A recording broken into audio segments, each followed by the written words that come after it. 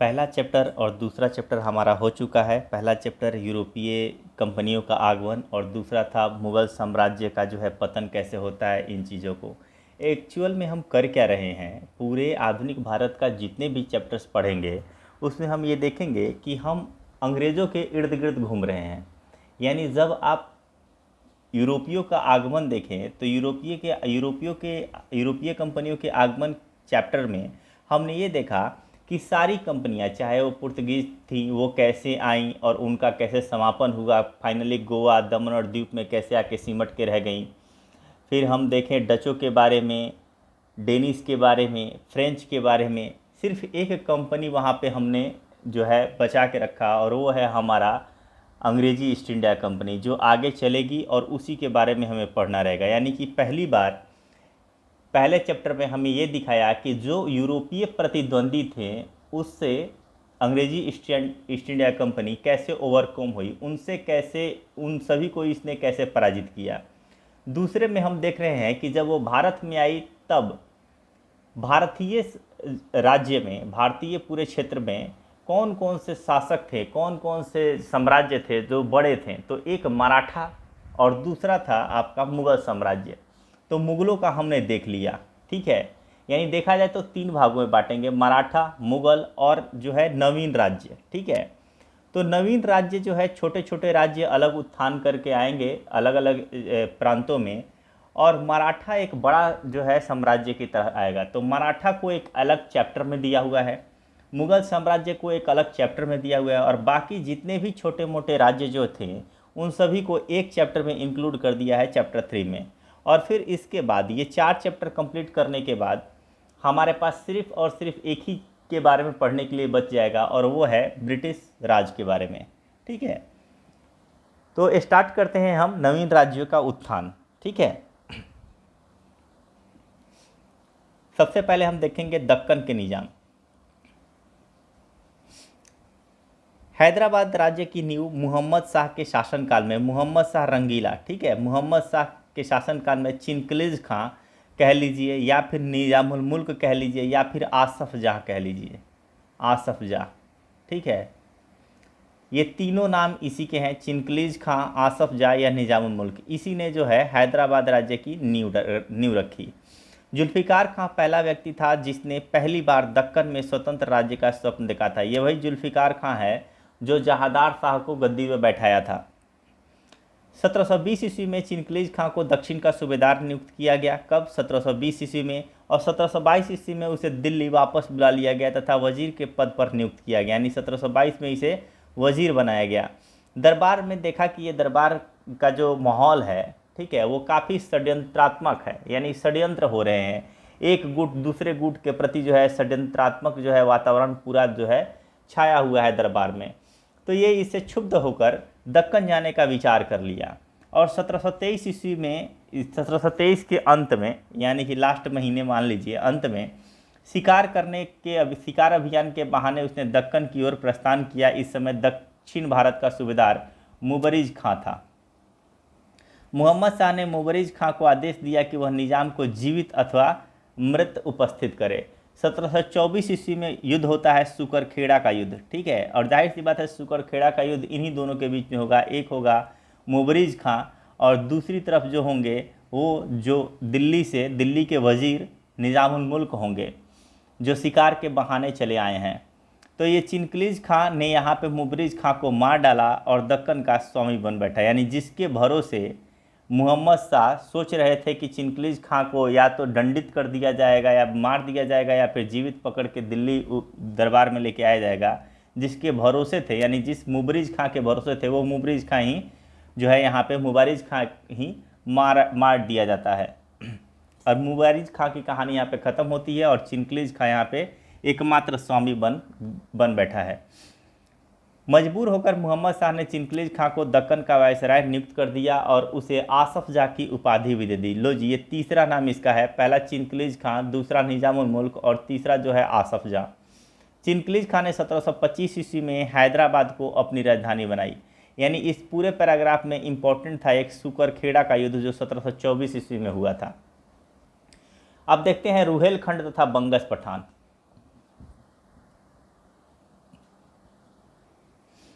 रुहेले तथा बंगस पठान की बात करेंगे तो गंगा की घाटी में रुहेलों तथा बंगस पठानों ने भी स्वतंत्र राज्य की स्थापना की। एक अफगान वीर दाऊद तथा उसके पुत्र अली मुहम्मद खां, यानी वीर दाऊद और इसके पुत्र का नाम क्या था, अली मुहम्मद खां।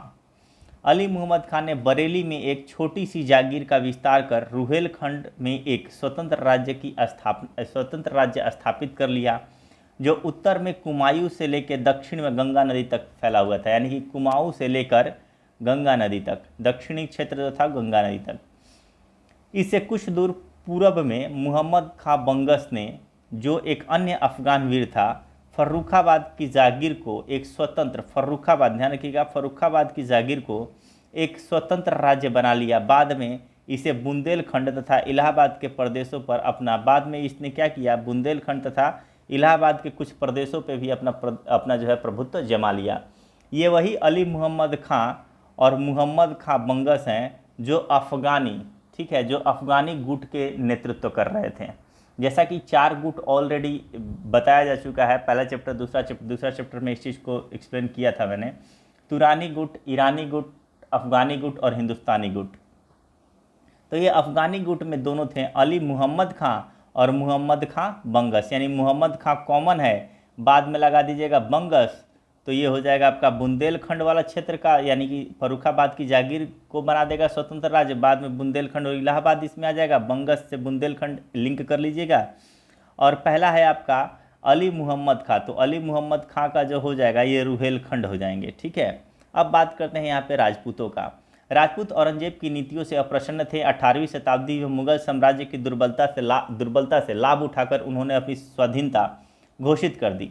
जब ये जैसे ही राजपूत देखते हैं कि 18वीं सदी में, यानी कि 1707 में जैसे ही आपका औरंगजेब की मृत्यु होती है, उसके बाद से यहाँ पे राजपूत जो है सर उठाने लगेंगे। और फाइनली जैसे ही बहादुर शाह प्रथम की मृत्यु होती है, तो उसके बाद से 1712 ईस्वी में तो पूरी तरह से, यानी कि आप देखेंगे कि ये एक अंतिम जो है मुग़ल बादशाह था जिसके बारे में कुछ कहा जा सकता था, और उसकी मृत्यु होने के बाद राजपूत पूरी तरह से अपना सर उठाएंगे और मुग़ल साम्राज्य की दुर्बलता से लाभ उठाकर ये अपनी स्वाधीनता घोषित कर देंगे।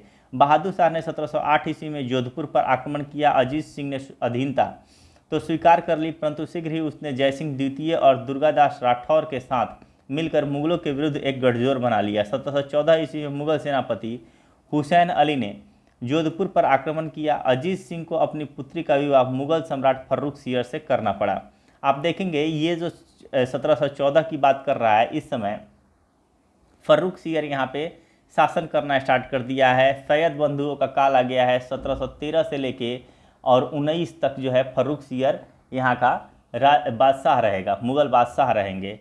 और इस समय हुसैन अली जो रहेगा, हुसैन अली आपका मीर बख्शी यानी कि जो है सेनापति रहेगा।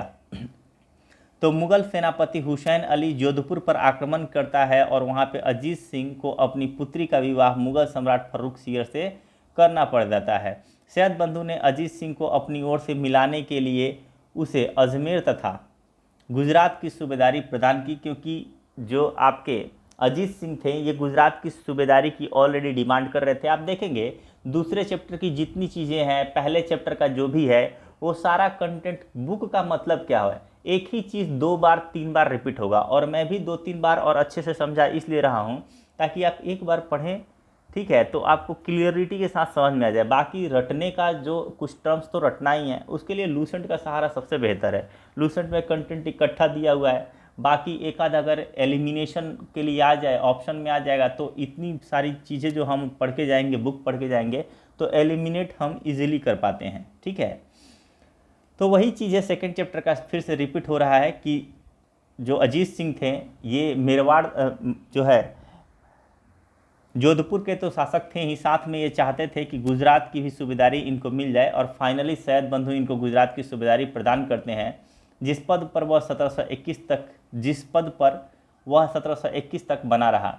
सैयद बंधु विरोधी दल ने जयपुर के महाराजा जयसिंह द्वितीय को 1721 ईस्वी में आगरा का सूबेदार नियुक्त कर दिया और मुहम्मद शाह के समय में उसे गुजरात का क्षेत्र भी दे दिया गया। समाई जयसिंह की बात करते हैं 1688 से लेके 1747। 18वीं शताब्दी का सबसे श्रेष्ठ राजपूत शासक अजमेर का सवाई जयसिंह था। इसे सवाई की पदवी जो है, एक तरह की उपाधि जो है वो मुगल शासक फर्रुख सियर ने दी थी, सवाई की उपाधि। जयसिंह एक विख्यात राजनेता, कानून निर्माता और सुधारक था, परंतु सबसे अधिक वह विज्ञान प्रेमी था। उसने 1722 ईस्वी में जयपुर शहर की स्थापना की। तो जयपुर की स्थापना किसने किया है? सवाई जयसिंह ने। सवाई जयसिंह ने जयपुर की स्थापना किया, ये ध्यान रखिएगा, 1722 ईस्वी में। जयसिंह एक महान जो है खगोल शास्त्री भी था। उसने दिल्ली, इमेजिन कीजिएगा ज़रा, मैप में ज़रा जाइए और वहाँ पे इमेजिन कीजिए दिल्ली के जो है पश्चिम में हो जाएगा आपका जयपुर, थोड़ा साउथ में आएंगे तो आपका उज्जैन हो जाएगा, इधर पूरब में आएंगे वाराणसी हो जाएगा, और मथुरा, ठीक है, दिल्ली के बगल में।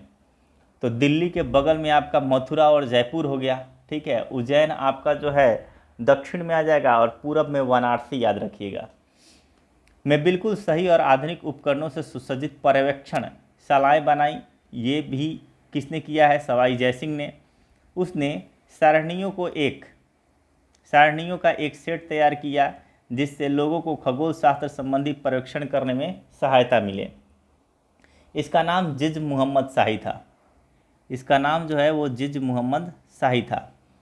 इसने यूक्लिड की रेखागणित के तत्व का अनुवाद संस्कृत में कराया। उसने त्रिकोणमिति की बहुत सारी कृतियाँ और लघु गणकों यानी कि जो है लोगरिदम, ठीक है, लोगरिदम को बनाने और उनके इस्तेमाल संबंधी नेपियर की रचना का अनुवाद भी संस्कृत में कराया। जयसिंह समाज सुधारक भी था। उसने एक कानून लागू करने की कोशिश की जिससे लड़की की शादी में किसी राजपूत को अत्यधिक खर्च करने के लिए मजबूर न होना पड़े।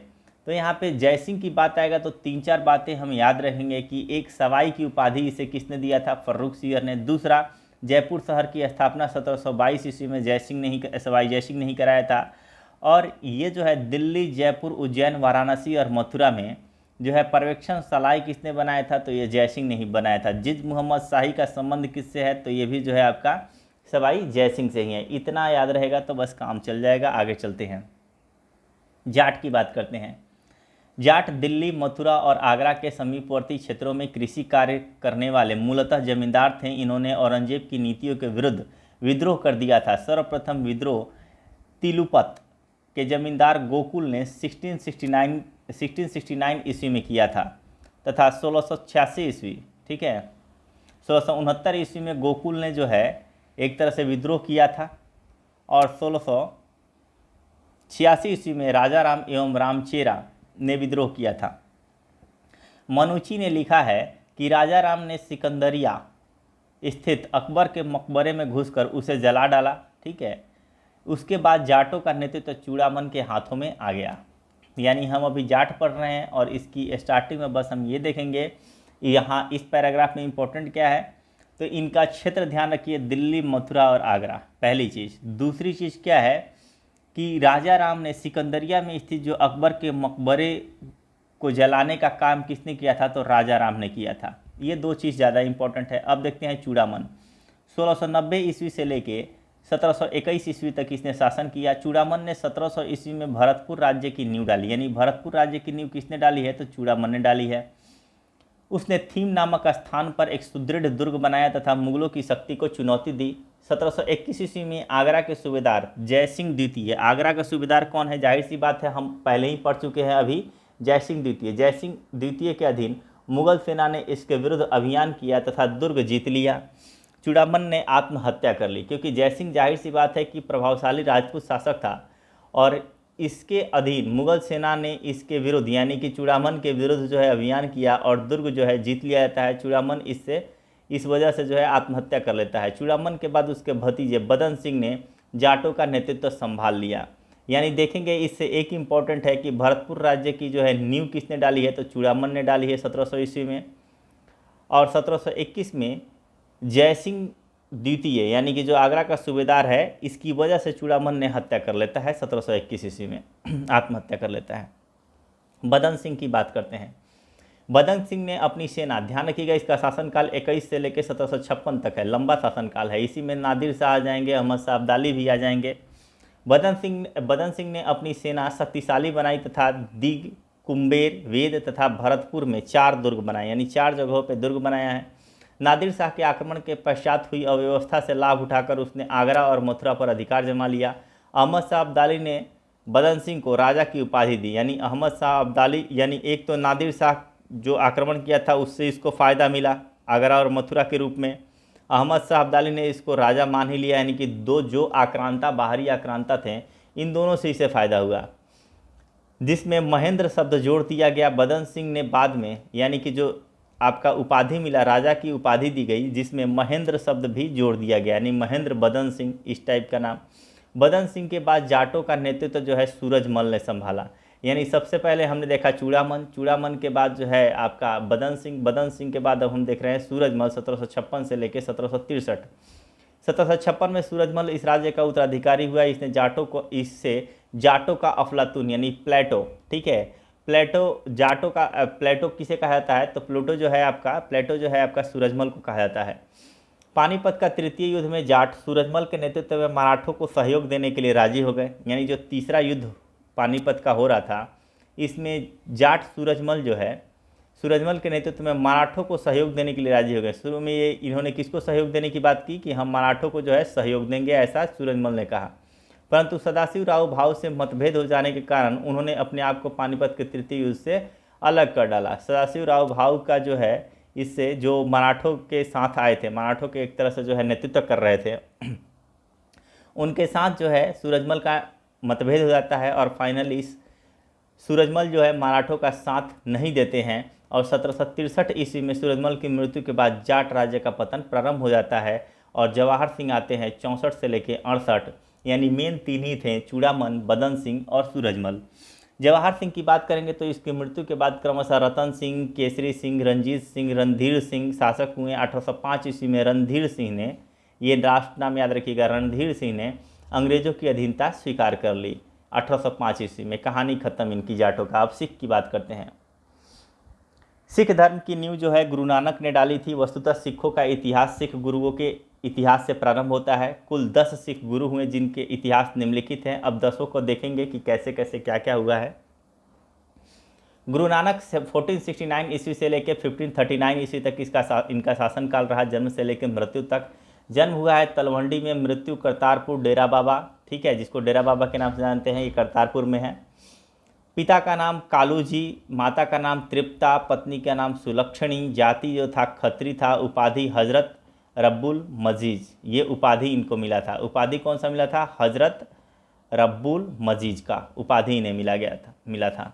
सिखों के पहले गुरु जो है गुरु नानक हुए। इन्होंने नानक पंथ चलाया, ये इंपॉर्टेंट, इन लोगों के काम, इन्होंने वर्क क्या किया, सिख संप्रदाय के लिए इन्होंने क्या योगदान दिया, उन चीज़ों पे ज़्यादा ध्यान देंगे। नानक पंथ चलाया, इन्हीं के शिष्य जो है सिख कहलाए। ये इब्राहिम लोदी के समकालीन थे, कई बार पूछा हुआ है। जाहिर सी बात है, ये जब आप शासनकाल देखेंगे तो ये इब्राहिम लोदी के शासनकाल के इसके समकालीन आएगा, इब्राहिम लोदी के। इन्होंने अपने एक शिष्य लहना को अपना उत्तराधिकारी बनाया, जो अंगद नाम से दूसरे गुरु बने। इनका एक शिष्य नाम था लहना, इसको इन्होंने अपना उत्तराधिकारी बनाया, और जो अंगद के नाम से दूसरे गुरु, यानी जो अंगद है वही लहना है, जो लहना है वही अंगद है। अंगद की बात करें तो 1539 ईस्वी से लेकर 1552 ईस्वी तक ये गुरु नानक के शिष्य एवं जाति से ये भी क्या थे? खत्री ही थे। इन्होंने खादूर में गुरु गद्दी बनाई तथा गुरु नानक द्वारा चलाई गई लंगर व्यवस्था को नियमित कर दिया। यानी लंगर व्यवस्था ऑलरेडी गुरु नानक ने चलाया था, लेकिन उसको रेगुलर यानी कि नियमित कर दिया किसने? तो ये अंगद ने कर दिया है, ठीक है। गुरुमुखी लिपि का आविष्कारक भी अंगद को माना जाता है। कई बार जो है कन्फ्यूजन हो जाता है, ठीक है, कि गुरुमुखी लिपि, तो देखिए मुखी जिसमें आ जाएगा ना, मुख क्या है? मुख एक शरीर का एक अंग है, तो अंगद से गुरुमुखी लिपि लिंक कर लीजिएगा, ठीक है। अमरदास की बात करते हैं, 1752 ईस्वी से लेकर 1774 ईस्वी, ये अकबर के समकालीन थे। जैसे कि हम देख रहे हैं कि जो है इब्राहिम लोदी के समकालीन आपके गुरु नानक थे, वैसे ही अकबर के समकालीन कौन हो जाएंगे? अमरदास। इन्होंने अपनी गद्दी गोविंदवाल में स्थापित की। यहाँ पर इन्होंने एक बावड़ी का निर्माण कराया, जिसके बारे में एक कहावत प्रचलित थी कि इसका पानी पी लेने से सभी रोग जो है दूर हो जाते हैं। इन्होंने नियम बनाया कि कोई भी व्यक्ति बिना लंगर में भोजन किए गुरु से नहीं मिल सकता, यानी कि जिस अंगद ने जो स्टार्ट किए थे गुरु नानक ने लंगर, उसको नियमित किसने किया? अंगद ने। और कंपलसरी यहाँ पे देखिए कि लंगर में भोजन किए बिना कोई भी गुरु से नहीं मिल सकता है, ये जो है आपके अमरदास कर लेते हैं। गुरु अमरदास ने अपने उपदेशों का प्रचार प्रसार करने के लिए 22 गद्दियों की स्थापना की और हर गद्दी में एक एक महंत की नियुक्ति की। मुगल सम्राट अकबर इनसे मिलने स्वयं गोविंदवाल गया था। अकबर ने अमरदास की बेटी बीबी भानी के नाम से कुछ जमीन दी। अमरदास ने अपने दामाद एवं शिष्य रामदास को अपना उत्तराधिकारी बनाया। यानी अमरदास का जो है उत्तराधिकारी कौन बना? तो ये हो जाएंगे रामदास, जो 1574 ईस्वी से लेकर 1581 ईस्वी तक इनका शासनकाल रहेगा। ये भी अकबर के समकालीन तथा अमरदास के ये दामाद थे। अकबर ने इन्हें 500 बीघा जमीन जो है प्रदान की थी। इसी ज़मीन पर इन्होंने अमृतसर नामक नगर बसाया। पहला काम इनका देखिए, ध्यान रखिए, ठीक है।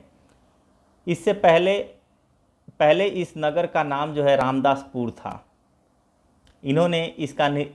इन्होंने नगर निर्माण में धन की आवश्यकता के कारण अपने अनुयायियों को पैसा वसूलने के लिए भेजा। इन अनुयायियों को रामदासी कहा गया, जो पैसा वसूलने के लिए निकले थे मार्केट में, ठीक है।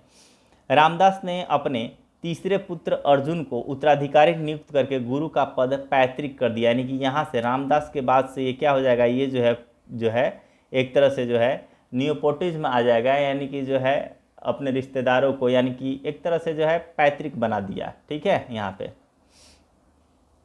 तो इन्होंने, रामदास ने जो इम्पोर्टेंट काम किया है वो है अमृतसर नगर बसाना, ठीक है। ये किसने किया है? अमृतसर नगर किसने बसाया है? रामदास ने बसाया है, ठीक है। और दूसरा कि गुरु का पद पैतृक किसने किया? तो ये भी रामदास ने। अब अर्जुन देव आते हैं, ये हमारे 5वें हो जाएंगे। इन्हें सच्चा बादशाह भी कहा जाता है। इन्होंने रामदासपुर यानी वही अमृतसर में, अमृतसर में या फिर रामदासपुर जो भी कह लो, रामदासपुर में अमृतसर एवं संतोषसर नामक तालाब निर्मित करवाएं, ठीक है। ये 2 तालाब निर्मित करवाएं, एक अमृतसर और दूसरा संतोषसर।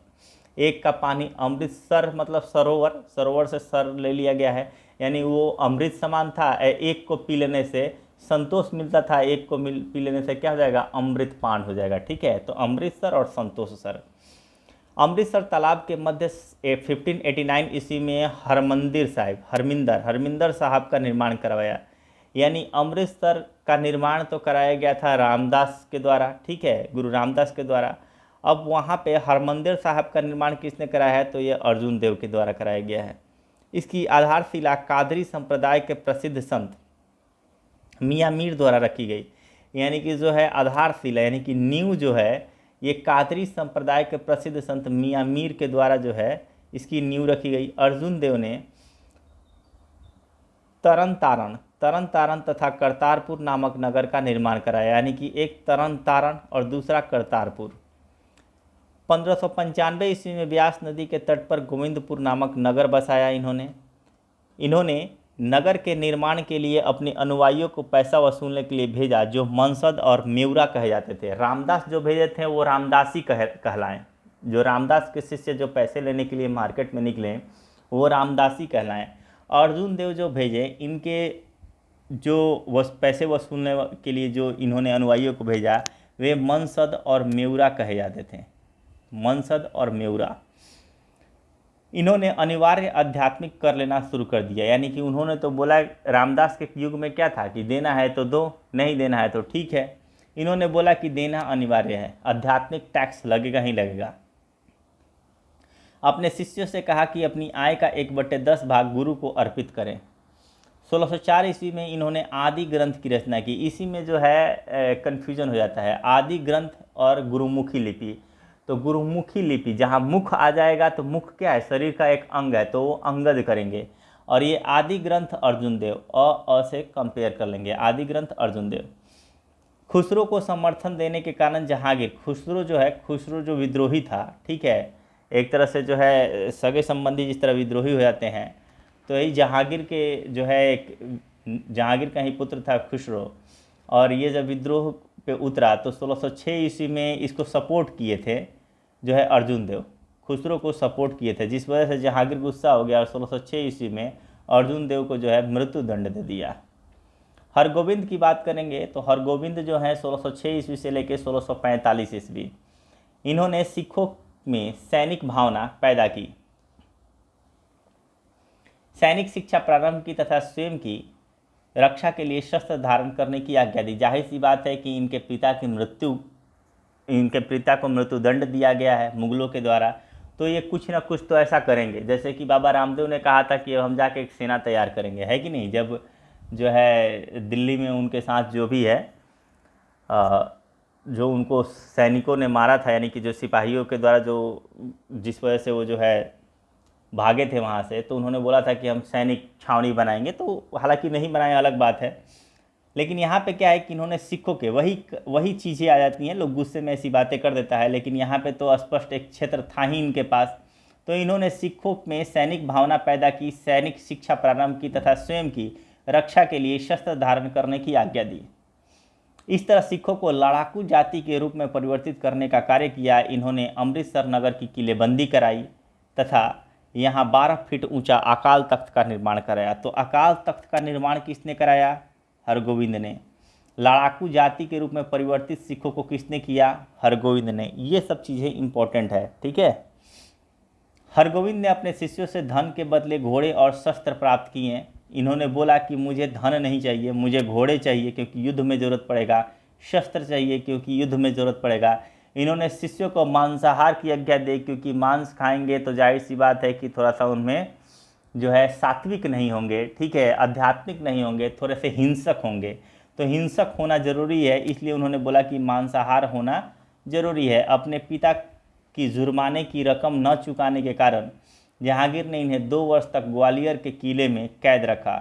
इन्होंने कश्मीर में कीरतपुर नामक नगर बसाया और 1645 ईस्वी में कीरतपुर में ही इनकी मृत्यु हो गई। तो इम्पोर्टेंट क्या है? लड़ाकू जाति के रूप में परिवर्तित करना, अकाल तख्त हो जाएगा, ठीक है, मांसाहार की आज्ञा हो जाएगा, ये सब इम्पोर्टेंट है। हर राय, अब देखेंगे यहाँ पे ये जो 5वें के बाद जो है, पहला आपका गुरु नानक थे, दूसरे आपके जो हैं अंगद हो जाएंगे, तीसरे आपके जो हो जाएंगे अमरदास हो जाएंगे, अमरदास के बाद आपके रामदास हो जाएंगे, और रामदास के बाद जैसे अर्जुन देव, ये 5 तो आपको इजीली आसानी से याद हो जाता है। 10वां भी याद हो जाता है कि भाई गुरु गोविंद सिंह रहेंगे। उसके पहले वाले 9वें भी तेग बहादुर याद रहते हैं, लेकिन 6ठे 7वें 8वें में कन्फ्यूजन होता है। तो ध्यान रखिएगा यहाँ पे तीनों में हर हर और हर है, ठीक है, हर हर हर, ठीक है। एक हो जाएंगे हर गोविंद, जो 6ठे हो जाएंगे हर राय, और 8वें हो जाएंगे हर किशन, ठीक है। तो इसी चीज़ को देखेंगे। अब हर राय की बात करेंगे। इन्होंने भी शिष्यों को सैनिक शिक्षा दी। इनके समय में भी शाहजहां के पुत्रों में उत्तराधिकारी का युद्ध हुआ, और सामूगढ़ की पराजय के बाद दारा शिकोह इनसे मिला था, ठीक है। दारा शिकोह जो है इनसे हर राय से मिला था। इससे नाराज़ होकर औरंगजेब ने इन्हें दिल्ली बुलाया। ये स्वयं नहीं गए तथा अपने बेटे राम राय को भेजें, ठीक है। जाहिर सी बात है, ऑलरेडी पहले जो है मुग़ल बादशाह बुला के दंडित कर चुके थे, तो ये क्यों जाएं। राम राय ने जो कार्य किया उससे औरंगजेब प्रसन्न हो गए, ठीक है। औरंगजेब को प्रसन्न करने वाले कार्य तो राम राय ने कर दिया, लेकिन राम राय के कार्यों से गुरु हर राय नाराज हो गए और उत्तराधिकारी, और इस वजह से खुद तो एक गए नहीं, दूसरा जो बेटा गया जैसे तैसे अपनी जान बचाने के लिए औरंगजेब को खुश किया, जिस वजह से क्या हुआ कि खुद इनके पिता ही, यानी कि राम राय के पिता गुरु हर राय ही नाराज हो गए, और उत्तराधिकारी राम राय को न बना के 6 वर्षीय बेटे हरकिशन को बना दिया। सबसे कम उम्र के जो है गुरु कहे जाते हैं वो है हरकिशन। वैसे भी आप कैसे याद रखेंगे?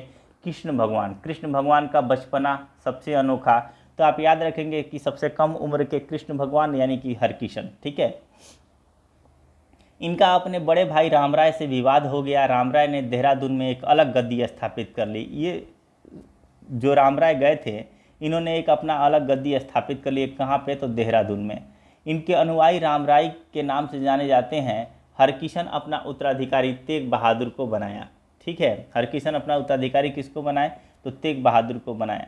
हरकिशन की चेचक से मृत्यु हो गई। 6 वर्ष में 61 में बैठे ही थे। 6 3 9, हार्डली 9-10 वर्ष की उम्र में जो है इनकी मृत्यु भी हो जाती है। तेग बहादुर 64 से लेके 75, ये हरगोविंद के पुत्र थे। क्योंकि हरकिशन इतने छोटे थे कि इनके पुत्र तो हो ही नहीं सकते हैं, 10 साल के बच्चे का तो पुत्र हो ही नहीं सकता है, तो ये अपने पुत्र को तो बनाएंगे नहीं। रामराय से इनका जो है रामराय इनके प्रतिद्वंदी हो गए हैं, ये अपना देहरादून में अलग ही गद्दी स्थापित कर लिए हैं रामराय। तो अब बात करते हैं, पिछले पीढ़ी से ही उठाते हैं और इन्होंने हरगोविंद को उठाया, और हरगोविंद जो है वो हरगोविंद के पुत्र जो है तेग बहादुर, इनको जो है बनाया जाता है। इनके समय में यानी तेग बहादुर के समय में उत्तराधिकारी के लिए झगड़ा प्रारंभ हो गया। इन्होंने अपना स्थान अमृतसर की जगह मखोवाली में बनाया। 1775 ईस्वी में औरंगजेब ने तेग बहादुर को दिल्ली बुलाया और इस्लाम स्वीकार करने को कहा। 5 दिन की यातनाओं के बाद इनकी हत्या कर दी गई और इनकी भी जो है मृत्यु हो जाती है। गुरु गोविंद सिंह 75 से लेके 1708 सबसे लंबा शासनकाल यहाँ पे आपको देखने को मिलेगा एक तरह से गुरुओं में। गुरु नानक के बाद यानी पहले के बाद ये 10वें जो होंगे, जो सबसे ज़्यादा जो है इनके शासनकाल जो है देखने को आपको मिलेगा। ये सिखों के 10वें एवं अंतिम गुरु थे। इनका जन्म 1666 ईस्वी में 1666 में पटना में हुआ था। इन्होंने मखोवाल के पास आनंदपुर नगर की स्थापना की और वहीं पर अपनी गद्दी स्थापित की। गोविंद सिंह की 2 पत्नियां सुंदरी एवं जीतू से 4 पुत्र हुए, और वो 4 पुत्र जो थे वो अजीत सिंह, जुझारू सिंह, जोरावर सिंह, फतेह सिंह। गोविंद सिंह को सिरमौर के शासक मेदिनी प्रकाश ने अपने यहाँ आमंत्रित किया। कहाँ के शासक? तो सिरमौर के शासक मेदिनी प्रकाश ने, इसलिए ये सिरमौर पहुँचे। इन्हें पहाड़ी क्षेत्र बहुत पसंद आया। इन्होंने पावोंटा यानी हिमाचल प्रदेश में है, पावोंटा कहीं लिखा रहता है, कहीं पावोंटा लिखा रहा है, हिमाचल प्रदेश नामक स्थान की जो है पावोंटा नामक स्थान की स्थापना की। पावोंटा में ही गोविंद सिंह ने सेनापति के रूप में हजारों सिख शिष्यों को सैनिक प्रशिक्षण दिया, अर्थात सिखों को लड़ाकू सैनिक बना दिया। कृष्ण अवतार नामक ग्रंथ की रचना की इन्होंने पावोंटा में ही किया था। यानी कृष्ण अवतार की रचना किसने किया है? तो ये आपका गुरु गोविंद सिंह ने ही किया है। इनकी आत्मकथा का नाम विचित्र नाटक है। ठीक है, इनकी आत्मकथा का नाम क्या है? अब 2 पत्नी हैं, 4 पुत्र हैं। ठीक है, विचित्र नाटक इनकी जो है आत्मकथा का नाम है। इनकी एक अन्य पुस्तक का नाम जो है वो चंदी दीवर है, चंदी दीवर। ठीक है, श्रीनगर के शासक फतेह शाह ने इनके बढ़ते प्रभाव के कारण पहाड़ी प्रमुखों के साथ भगनी पर आक्रमण कर दिया। इस युद्ध में गोविंद सिंह जो है विजयी रहे। इस युद्ध के बाद गोविंद सिंह ने सुरक्षा की दृष्टि से 4 किले बनवाने के आदेश दिए। 4 किले आनंदपुर एवं किरतपुर के मध्य थे। आनंदपुर और किरतपुर के मध्य में 4 किले, पहला आनंदगढ़, दूसरा केसगढ़, तीसरा लौहगढ़ और चौथा फतेहगढ़। ठीक है, देखिए नाम को कैसे याद रहेंगे। अगर गढ़ के अंदर रह रहे हैं, निश्चिंत हैं, आनंद में हैं। ठीक है, केस पे इन्होंने जो 5 ककार की बात करेंगे उसमें केस की बात करेंगे। ठीक है, और इन्होंने जो है आपका हाथ में जो है कड़ा पहनने की बात किया है, तो कड़ा लोहे का मान लो तो लौहगढ़ हो जाएगा। और फाइनली जो है आपका गढ़ है यानी कि किला है, तो फतेह तो आपको मिलना ही है। तो आनंदगढ़, केसगढ़, लौहगढ़, फतेहगढ़, इन किलों का निर्माण 1688 ईस्वी से लेकर 1690 ईस्वी के बीच किया गया। मात्र 2 साल में जो है इन किलों का निर्माण कर दिया गया। मुगलों की सेना ने आलिफ खां के नेतृत्व में पहाड़ी राज्यों पर 1690 में आक्रमण किया। यानी जब किला बनकर तैयार हो गया, तब कलहपुर के शासक भीमचंद्र ने गोविंद सिंह की सहायता की प्रार्थना की। फलस्वरूप नादौन का युद्ध हुआ। ठीक है, नादौन का युद्ध, इस युद्ध में पहाड़ी सेना की तरफ से गोविंद सिंह ने मुगल सेना का मुकाबला किया। इस युद्ध में गोविंद सिंह विजयी रहे। जाहिर सी बात है, 4 किले बना रखे हैं। खालसा की स्थापना की बात करेंगे तो गोविंद सिंह ने 1699 ईस्वी में खालसा पंथ की स्थापना की। खालसा पंथ की स्थापना किसने किया है? तो गोविंद सिंह। ये कई बार क्वेश्चन आया है। खालसा का अर्थ होता है शुद्ध या विशेष। ठीक है, खालसा का अर्थ शुद्ध या विशेष है। वैशाखी के अवसर पर इन्होंने अपने सभी अनुयायियों को केसगढ़ बुलाया, जो एक किला था उन 4 किलों में से एक, वहाँ पे बुलाया। यहाँ बड़े नाटकीय ढंग से इन्होंने अपने अनुयायियों की परीक्षा ली, जिसमें जीवन बलिदान करने के लिए 5 लोग आगे आए। यानी कि एक तरह से नाटक किए कि देखो हमें जो है कुछ काम करना है जिसके लिए 5 लोगों की बलि की ज़रूरत है, कुछ लोगों की बलि की ज़रूरत है, और 5 लोग आए सामने कि भाई हमारा बलि दे दो, हमारा बलि दे दो। जिसमें से एक थे लाहौर के दयाराम खत्री, ठीक है, दिल्ली के जाट धर्मदास थे, द्वारका का दर्जी मोहकम चंद्र थे, छिम्बा मोहकम चंद्र छिम्बा, जगन्नाथ का हिम्मत भीवर, ठीक है, और बीदर का जो है नाई साहब चंद्र थे। इन्हें पंच प्यारे कहे जाते हैं, यानी ये 5 लोग वो थे जो इनके लिए अपने आप को बलि देने के लिए तैयार हो गए, तो इसलिए इनको प्यार से इनको बोला गया पंच प्यारे, ठीक है। यहीं से सिख पुरुष जो है अनुयायी अपने नाम के आगे सिंह और महिलाएं अपने नाम के आगे कौर लगाना शुरू की। उन्होंने सिख अनुयायियों से 5 वस्तुएं धारण करने को कहा। एक है केस, आप केसगढ़ जैसा मैंने याद करवाया था, कंघा हो गया, कच्छा हो गया, कड़ा हो गया, कड़ा जो लोहे से लौगढ़ हो गया था, आपका लिंग करने की बात थी, कड़ा, और 5वां था कृपान। गोविंद सिंह ने 80,000 की खालसा सेना तैयार की। आनंदपुर का प्रथम युद्ध की बात करेंगे, जो इनका पहला जो है आपका 4 किलो में से एक आनंदपुर भी था, एक आनंदगढ़ था, एक फतेहगढ़ भी था। तो यही आनंदपुर का प्रथम युद्ध देखेंगे। इस युद्ध में औरंगजेब के आदेश पर भीमचंद्र ने 1701 ईस्वी में आनंदपुर पर आक्रमण किया, परंतु पहाड़ी सेना पराजित हुई। पहाड़ी सेना की सहायता के लिए सरहिंद के सूबेदार वजीर खान ने सेना भेजी। फलस्वरूप आनंदपुर का द्वितीय युद्ध हुआ। आनंदपुर का द्वितीय युद्ध 1704 ईस्वी में हुआ। इस युद्ध में गोविंद सिंह के 2 बेटे जोरावर सिंह और फतेह सिंह तथा गोविंद सिंह की मां बंदी बना ली गई, यानी कि 2 जोरावर सिंह और फतेह सिंह, और साथ में जो है मां को बंदी बना लिया गया, परंतु गोविंद सिंह अपनी सेना के साथ भागने में सफल रहे। बंदी बनाकर तीनों को सरहिंद लाया गया और इस्लाम स्वीकार करने के लिए कहा गया। मना करने पर जोरावर सिंह और फतेह सिंह को 27 दिसंबर 1704 ईस्वी को दीवार में जिंदा चिनवा दिया गया। इस घटना को देखकर ही गोविंद सिंह की मां की मृत्यु हो गई। चकमौर का युद्ध जो है ये आपका 1705 ईस्वी में होता है। यह युद्ध गोविंद सिंह और मुगल सेना के बीच हुआ। किसके बीच में हुआ? तो गोविंद सिंह और मुगल सेना के बीच हुआ, ठीक है। इस युद्ध में गोविंद सिंह के शेष 2 बेटे जो अजीत सिंह और जुझारू सिंह ये भी मारे गए, यानी कि चारों के चारों बेटे लगभग इन 2 युद्धों में 1704 और 1705 में खत्म हो जाएंगे। गोविंद सिंह अपनी सेना के साथ फिर यहाँ से भाग खड़े हुए। खिदराना का युद्ध जो है ये 1705 ईस्वी में होता है। इस युद्ध में गोविंद सिंह विजयी रहे खिदराना के युद्ध में, ठीक है। अब जाहिर सी बात है कि 2 युद्धों में कंटिन्यू 2 बेटों को खोने के बाद तीसरा जो युद्ध होता है ये आपका खिदराना का युद्ध, इसमें ये विजयी रहे और मुगल सेना वापस लौट गई। इस युद्ध के दौरान आदि ग्रंथ लुप्त हो गया है। वही आदि ग्रंथ जिसकी जो है रचना किसने किया था? तो 5वें गुरु अ से आदि ग्रंथ, अ से अर्जुन देव, ठीक है। गोविंद सिंह ने आदि ग्रंथ का पुनः संकलन करवाया, इसलिए इसे 10म पातशाह का ग्रंथ भी कहा जाता है, ठीक है, क्योंकि 10वें गुरु ने करवाया है इसलिए 10म पातशाह का ग्रंथ।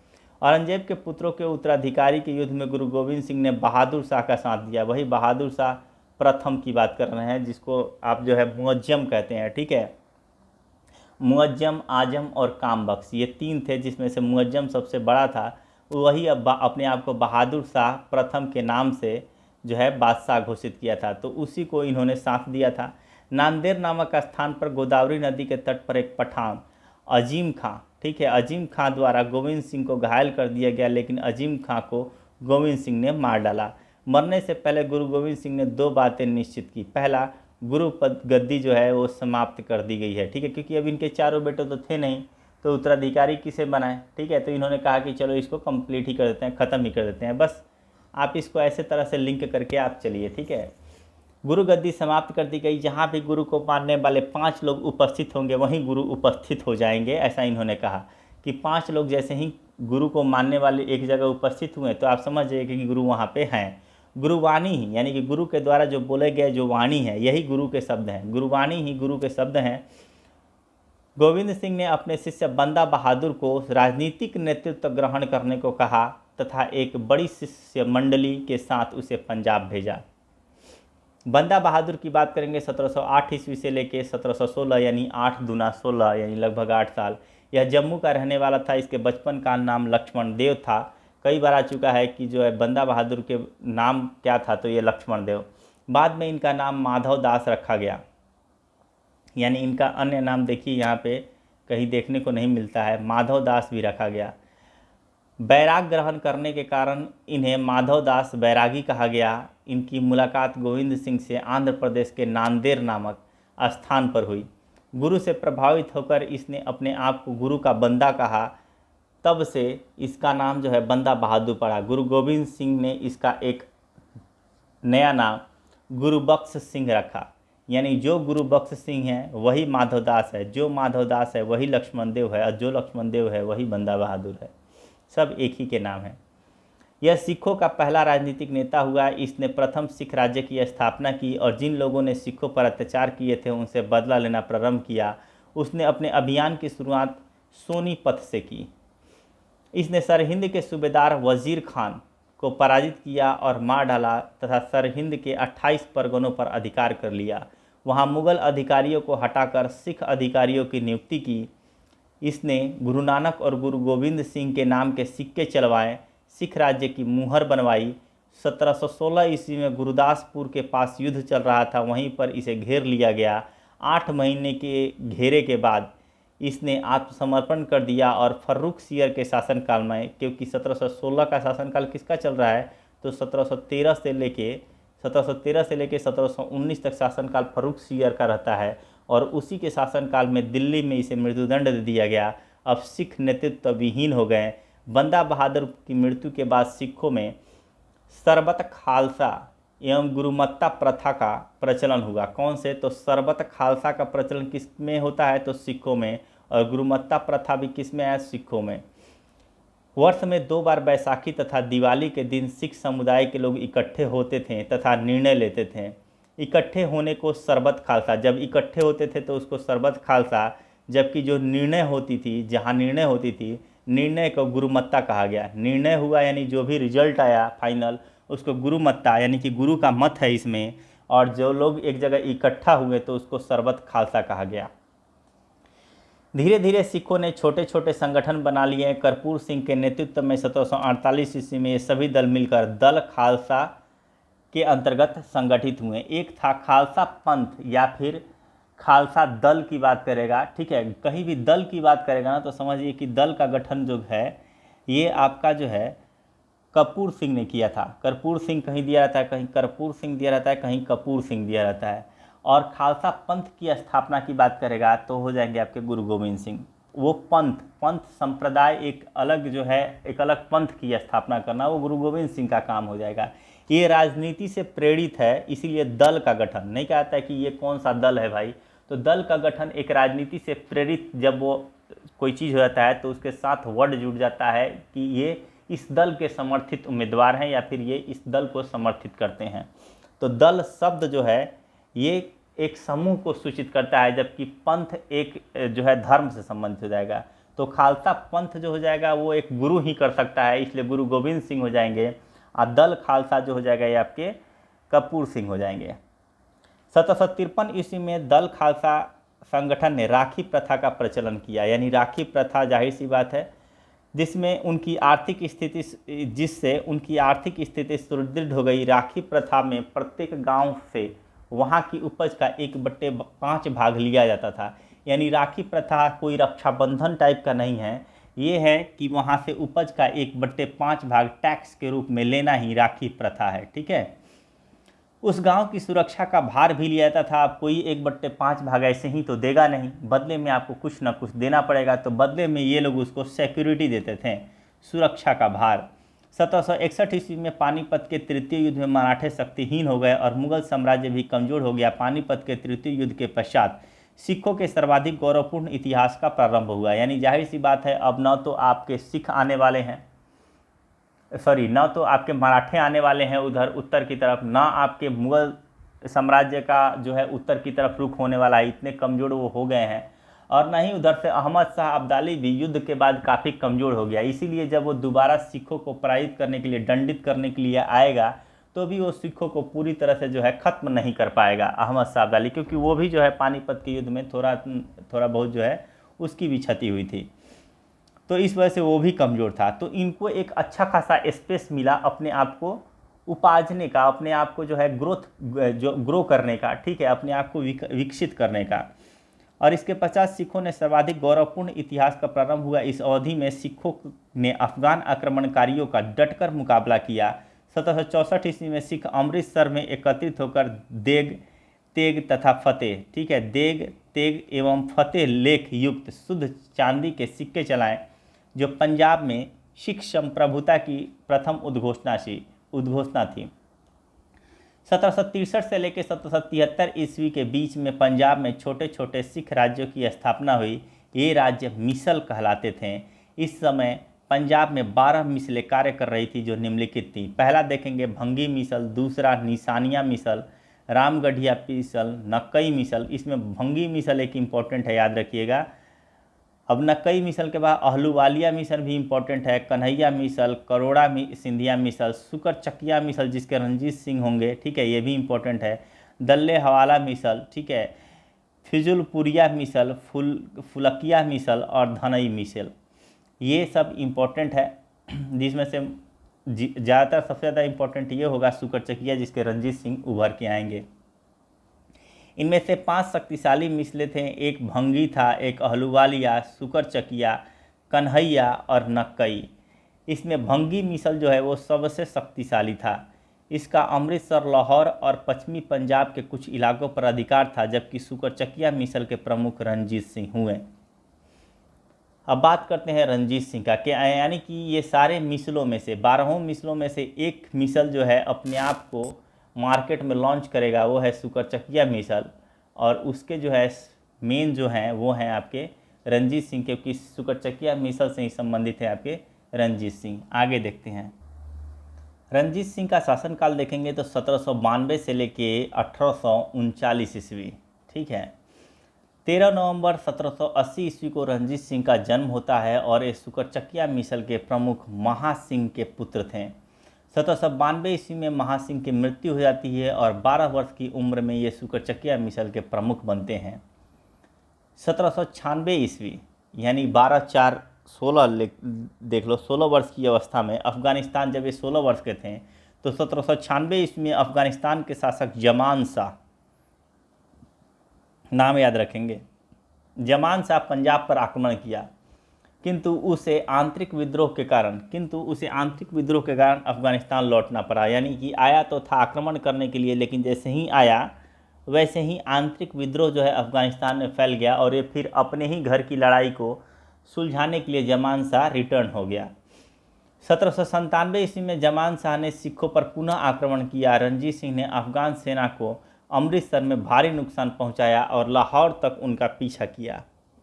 वापस जाते समय जहान शाह का जो है 12 तोपें चिनाब नदी में गिर गई थीं। रणजीत सिंह ने इन्हें निकलवा कर वापस भिजवा दिया। देखो बड़े दिल वाली बात की हैं कि अपने जो है दुश्मन के जो तोप थे उनको वापस भिजवा देता है उसके पास। इस सेवा के बदले जमान शाह ने रणजीत सिंह को लाहौर पर अधिकार करने की अनुमति दे दी। बोला कि जाओ लाहौर तुम्हारा हुआ, ठीक है। वो भी बड़े दिल जो है अपने दिल बड़ा करके उसने भी कहा कि चलो हम आक्रमण नहीं करेंगे, हम तुम्हें वहाँ का राजा मान लेते हैं, वहाँ के अधिकारी मान लेते हैं, ठीक है, जो भी है अब लाहौर पे अधिकार तुम करो, लाहौर पे जो है अब शासन तुम करो। 1799 ईस्वी में रणजीत सिंह ने लाहौर पर अधिकार कर लिया। जैसे ही उधर से एक तरह से इन्विटेशन मिला कि लाहौर पर अधिकार कर लो तो इन्होंने कर लिया। जमान शाह ने उन्हें राजा की उपाधि भी दे दी और लाहौर का अपना सूबेदार मान लिया कि अब से तुम जो हो मेरे सूबेदार हो।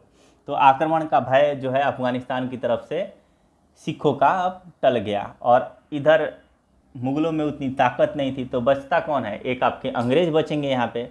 1805 ईस्वी में रणजीत सिंह ने अमृतसर को भंगी मिसल से छीन लिया, ठीक है, यानी अमृतसर जो भंगी मिसल के पास था उससे ये क्या करते हैं, रणजीत सिंह जो है छीन लेते हैं।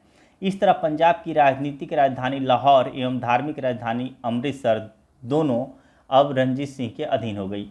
1805 ईस्वी में अंग्रेजों से पराजित होकर जसवंत राव होलकर पंजाब आया।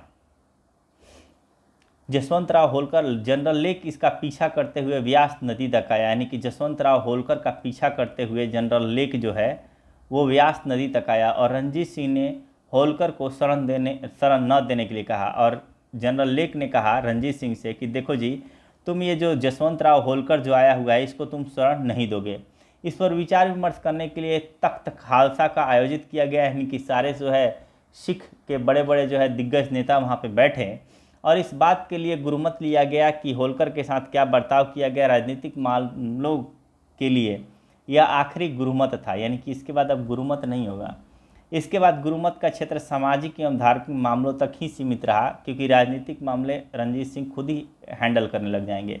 1806 ईस्वी में लेक और रणजीत सिंह के बीच एक समझौता हो गया। इस समझौते के अनुसार कहा गया कि रणजीत सिंह होलकर को अमृतसर छोड़ने को कहें, यानी कि जो समझौता हुआ था जनरल लेक में और रणजीत सिंह में 1806 ईस्वी में, इसमें कहा गया कि देखिए जी, लेक कहा कि देखिए जी आप होलकर को कहिए कि वो अमृतसर छोड़े, तो रणजीत सिंह होलकर को अमृतसर छोड़ने को कहें। पहली बात, अंग्रेज़ जो है पंजाब से अपनी फ़ौज हटा लें, यानी कि एक बात तो हो गई कि होलकर अगर अमृतसर छोड़ देगा तो लेक इनको पकड़ लेगा।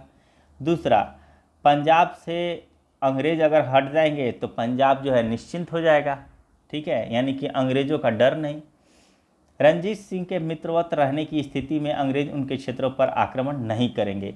रणजीत सिंह बोले कि देखो जी, जो तुम्हारा दुश्मन हमारे पास आया था, तो अगर हम उसको छोड़ने के लिए कहेंगे तो तुम अब उसका जो करना है सो करो, तुम अपनी फ़ौज यहाँ से हटा लो और जब तक मैं तुम्हारे साथ मित्रवत व्यवहार करूँगा तब तक तुम मेरे क्षेत्र पर आक्रमण नहीं करोगे। ऐसी समझौता रणजीत सिंह ने अंग्रेज़ों के साथ कर लिया। रणजीत सिंह सभी सिखों के नेता बनना चाहते थे, इसलिए पटियाला, नाभा और जिंद की ओर आक्रमण करना शुरू कर दिए और सफलता भी पाई। इसी बीच लॉर्ड मिंटो ने यह देखते हुए कि फ्रांस और रूस एक संधि में बंध चुके हैं। कौन कौन? तो फ्रांस और रूस, ठीक है। ये देखिए, ये 1800 का समय चल रहा है, 1801, 2, 3 की यहाँ पे हमें ऑलरेडी देखा कि 1806 के आसपास की बात हो रही है।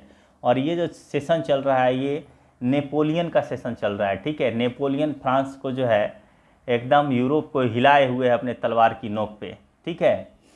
तो यही फ्रांस और रूस एक संधि में बन चुके हैं और भारत की ओर आ सकते हैं। चार्ल्स मेडकफ को रणजीत सिंह के पास भेजा गया कि देखिए जी जाइए, क्योंकि हमारा उत्तरी सीमा तो है रणजीत सिंह ही, जब भी आएगा कोई भी उधर से मध्य एशिया होते हुए, रशिया और अगर फ्रांस मिल जाते हैं और वो मध्य एशिया होते हुए आएंगे तो सबसे पहले लाहौर वगैरह को पार करते हुए ये रणजीत सिंह से ही टक्कर लेंगे। तो पहले एक काम करते हैं, एक मेडकफ को भेजते हैं, जाए रणजीत सिंह से बात करें। मेडकफ रणजीत सिंह की पहली शर्त कि अफगान आक्रमण के समय अंग्रेज महाराजा का साथ देंगे। मेडकफ रणजीत सिंह की पहली शर्त कि अफगान आक्रमण के समय, यानी जब अफगान आक्रमण होगा उस समय अंग्रेज जो है महाराजा का साथ देंगे। और दूसरी शर्त कि पंजाब के मालवा क्षेत्र पर रणजीत सिंह का अधिकार हो, के न मानने के साथ वार्ता टूट गई। यानी रणजीत सिंह ने अपनी 2 शर्तें रख दी और दोनों शर्त जब मेडकफ नहीं माना तो ये जो है वार्ता, जो उनके बीच संधि समझौता होना था, वो टूट गया। रणजीत सिंह ने मालवा की तरफ अभियान किया, तभी अंग्रेज़ों ने लुधियाना में ऑक्टर लोनी को एक अंग्रेजी सेना के साथ भेज दिया, जिससे रणजीत सिंह भयभीत होकर एक अपमानजनक संधि करने के लिए बाध्य हो गए। और अमृतसर की संधि, यानी कि जैसे ही रणजीत सिंह इधर मालवा की तरफ पहुँचे, ठीक है, तब तक लुधियाना में ऑक्टर लोनी आक्रमण कर देता है, जिसकी वजह से रणजीत सिंह डर गए, यानी भयभीत हो गए और एक संधि किए जो एक तरह से अपमानजनक संधि है, उसे ही कहते हैं अमृतसर की संधि। 25 अप्रैल 1809 ईस्वी। इस संधि पर मेडकफ और रणजीत सिंह ने अपने अपने हस्ताक्षर किए हैं। इस संधि की प्रमुख शर्तें थीं और वो ये थी कि सतलज नदी दोनों राज्यों की सीमा मान ली गई, यानी सतलज के दक्षिण में अब रणजीत सिंह नहीं आएंगे और सतलज के उत्तर में यानी ऊपर अब अंग्रेज नहीं जाएंगे। लुधियाना में एक अंग्रेजी सेना रखी गई जिससे रणजीत सिंह इस तरफ आक्रमण न कर सकें, यानी लुधियाना में एक अंग्रेजी फौज रख दिया गया। सतलज के पूरब के राज्य अब अंग्रेजों के पास चले गए, यानी कि जाहिर सी बात है कि सतलज के पूरब या दक्षिण वो तो सब थे ही, और पूरब के जितने राज्य जो रणजीत सिंह के भी थे वो भी अब किसके अधीन चले गए, तो वो अब अंग्रेजों के पास चले गए। 1809 ईस्वी में रणजीत सिंह ने कांगड़ा विजय की। 1813 ईस्वी में अफगान अमीर शाह शुजा से कश्मीर को अपने संरक्षण में ले लिया और उसी से कोहिनूर हीरा भी उसी ने कोहिनूर हीरा भी इन्हें प्रदान किया। कौन? शाह शुजा ने इन्हें जो है कोहिनूर हीरा प्रदान किया है। 1818 ईस्वी में इन्होंने मुल्तान विजय की। 1819 में दीवान चंद्र मिश्र के नेतृत्व में एक सेना, दीवान चंद्र मिश्र, ठीक है, दीवान चंद्र मिश्र के नेतृत्व में एक सेना कश्मीर गई, जिसने अब्दाली के उत्तराधिकारी द्वारा नियुक्त गवर्नर जब्बार खां को अपदस्थ कर यहाँ रणजीत सिंह की सत्ता स्थापित की। 1820 से 21 में इन्होंने डेरा गाजी खां, डेरा इस्माइल खां तथा लेह भी जीत लिया। 1834 में पेशावर को सिख राज्य का अंग बना लिया गया। गवर्नर जनरल विलियम बेंटिंग ने 1831 ईस्वी में रंजीत सिंह से रोपड़ में मिला, ठीक है, रोपड़ पंजाब, ठीक है, रोपड़ कहाँ है, पंजाब में है। तो वहाँ पे रंजीत सिंह से कौन मिलते हैं 1831 ईस्वी में, तो वो है गवर्नर जनरल विलियम बेंटिंग। यहाँ रंजीत सिंह सिंध के बंटवारे के संबंध में उससे बात करना चाहते थे, लेकिन बेंटिंग ने बात करने से मना कर दिया, यानी कि सिंध का जो बंटवारा हो रहा था उसके संबंध में रंजीत सिंह जो है विलियम बेंटिंग से बात करना चाहते थे, जिस पे बेंटिंग ने साफ मना कर दिया। जब रंजीत सिंह ने सामरिक महत्व के क्षेत्र शिकारपुर, जिसे खुरासान का द्वार समझा जाता था, तो खुरासान पर शिकारपुर, जो एक तरह से देखेंगे शिकारपुर पर अधिकार कर लिया, तब अंग्रेज़ों ने उन्हें शिकारपुर छोड़ देने को कहा। सिख सैनिक लड़ना चाहते थे, लेकिन रंजीत सिंह ने अंग्रेज़ों की बात मान ली। 1835 ईस्वी में लाहौर से 40 किलोमीटर दूर फिरोजपुर, जो कभी अंग्रेज़ों और रंजीत सिंह के बीच झगड़े का कारण था, को अंग्रेज़ों ने जीत लिया, यानी कि फिरोजपुर भी जो है अब किसके अधीन आ गया, अंग्रेज़ों के अधीन। 1838 ईस्वी में वहाँ एक फौजी छावनी बना दी गई। यह अंग्रेज़ों के लिए महत्वपूर्ण स्थल इसलिए था क्योंकि यहाँ से दरबार की महत्वाकांक्षा को नियंत्रित किया जा सकता था, ठीक है, जो भी दरबार, जो महाराजा रंजीत सिंह का जो दरबार है उसकी महत्वाकांक्षा जो है उसको नियंत्रित, यहाँ से अगर वो ज़्यादा बढ़ेंगे, उनकी महत्वाकांक्षा ज़्यादा हो जाएगी क्षेत्रों को जीतने की, तो उसको नियंत्रित किया जा सकता था यहाँ से, ठीक है। अफ़गानिस्तान के अमीर शाह शुजा के दोस्त मुहम्मद की जगह अफ़गानिस्तान का अमीर बनाने हेतु लॉर्ड ऑकलैंड, रंजीत सिंह और शाह शुजा के मध्य 1838 ईस्वी में एक त्रिपक्षीय संधि हुई। किसके बीच में, तो एक तरफ ऑकलैंड आ जाते हैं, एक तरफ रंजीत सिंह और एक तरफ शाह शुजा। इस बीच 1839 ईस्वी में रंजीत सिंह की मृत्यु हो जाती है। रंजीत सिंह की प्रशासन की बात करेंगे। रंजीत सिंह एक निरंकुश शासक होते हुए भी खालसा के नाम से प्रशासन संचालित करता था। उसकी सरकार को खालसा सरकार कहा गया। उसने गुरुमत को प्रोत्साहन नहीं दिया तथा डोगरा सरदारों एवं मुसलमानों को उच्च पदों पर नियुक्त किया। इस राज्य के प्रशासन में 5 मंत्री सहयोग करते थे। मुख्यमंत्री का पद सर्वाधिक महत्वपूर्ण था, यानी सबसे महत्वपूर्ण पद मुख्यमंत्री का होता था। इस पद पर राजा के अति विश्वास पात्र लोग कार्य करते थे, जैसे राजा ध्यान सिंह। दूसरा महत्वपूर्ण पद जो है वो विदेश मंत्री का था, जिस पर फ़कीर अजीजुद्दीन को नियुक्त किया गया था, ठीक है, विदेश में जाएं फ़कीर अजीजुद्दीन, ठीक है। कूटनीतिक कार्यों में इनका विशेष महत्व था, किसका, फ़कीर अजीजुद्दीन का। रंजीत सिंह की सेना का सेनापतित्व का कार्य रक्षा मंत्री द्वारा किया जाता था। दीवान मोहकम चंद्र, दीवान चंद्र मिश्र और हरि सिंह नलवा इस पद पर कार्य कर चुके थे। भगवान दास अर्थमंत्री का कार्य देखता था। सदर ए द्योढ़ी का पद भी महत्वपूर्ण था, क्योंकि इस पर कार्य करने वाला अधिकारी राजा के निकट संपर्क में रहता था। कौन, सदर ए द्योढ़ी। पंजाब के डोगरे सामंतों में 3 भाई ध्यान सिंह, गुलाब सिंह एवं सुचेता सिंह तथा ध्यान सिंह के पुत्र, यानी ध्यान सिंह, गुलाब सिंह, सुचेता सिंह तथा ध्यान सिंह के पुत्र हीरा सिंह का प्रशासन में विशेष स्थान था, ठीक है। एक के बाद एक तीनों भाइयों को राजा की उपाधि दी गई। केंद्र में 12 प्रशासकीय विभाग थे, जिसमें से 4 अत्यंत महत्वपूर्ण थे, जो निम्नलिखित हैं। दफ्तर ए आवाब, ये चारों को चारों एकदम ध्यान में रखिएगा। दफ्तर ए आबवाब उल माल, इसमें भू राजस्व यानी माल की बात कर रहा है, तो माल यानी कि पैसा, तो भू राजस्व एवं अन्य आय के स्रोतों का जो है विवरण होता था। दफ्तर ए आबवाब उल माल। दफ्तर ए तोहिजात, यह विभाग राज परिवार के व्यय आदि का व्यवस्था करता था, तोहिजात, ठीक है। दफ्तर ए मवाजाब, मवाजाब जो था, मवाजाब यह विभाग सैनिक और असैनिक कर्मियों के वेतन का हिसाब रखता था, मवाजाब। और रोजना मच्चा खर्च, जाहिर सी बात है कि प्रतिदिन रोजना मच्चा यानी कि रोज दिनचर्या का खर्चा, प्रतिदिन के व्यय का जो है, राजा के प्रतिदिन के व्यय का विवरण इसमें रखता था। अब बात करते हैं प्रांतीय प्रशासन की। सिख राज्य प्रांतों में बटा था जिन्हें सूबा कहा जाता था। कुल जो है 4 सूबे प्रमुख थे, जिसमें लाहौर, मुल्तान, कश्मीर एवं पेशावर। प्रत्येक सूबे का प्रमुख अधिकारी नाजिम कहलाता था। ये बहुत इंपॉर्टेंट है कि सूबे के प्रमुख अधिकारी को क्या कहा जाता था, तो उसे नाजिम कहा जाता था। ठीक है, नाजिम। इसे सैनिक तथा असैनिक दोनों अधिकार प्राप्त थे। प्रत्येक सूबे परगने में बटे हुए थे। यहाँ का प्रमुख कारदार होता था। यह शांति व्यवस्था के अलावा राजस्व भी एकत्रित करता था। परगने तालुकों में विभक्त थे। जितने भी ये परगने थे ये क्या थे, सूबों के प्रमुख नाजिम हो गए। ठीक है, और प्रत्येक सूबे जो है परगने में बट गए। यानी सबसे बड़ा तो आपका एक राज्य हो गया। राज्य जो है कई जो है सूबे में, 4 सूबों में बटा हुआ है। सूबे जो है परगने में बटे हुए हैं। ठीक है, परगने तालुकों में विभक्त हैं। प्रत्येक तालुकों में 50 से 100 गांव होते थे जो एक तालुकेदार के अधीन थे। प्रशासन की सबसे छोटी इकाई मौजा या गांव होती थी, जहां पर पंचायत प्रशासनिक कार्य देखती थी। यानी सबसे बड़ी की बात करेंगे तो ये हो जाएगा एक राज्य। राज्य जो है सिख राज्य। ठीक है, राज्य। राज्य के बाद क्या हो जाएगा, तो ये हो जाएगा सूबा। ठीक है, सूबा के बाद क्या हो जाएगा, तो यहाँ पे हो जाएगा आपका परगना। परगना के बाद जो हो जाएगा ये हो जाएगा आपका तालुका। और सबसे छोटा जो है मौजे, मौजे या फिर गांव, जो भी कह लीजिए। ठीक है, मौजे या फिर गांव। भू राजस्व व्यवस्था क्या थी, तो राज्य की आय का प्रमुख स्रोत जो था वो भू राजस्व ही था।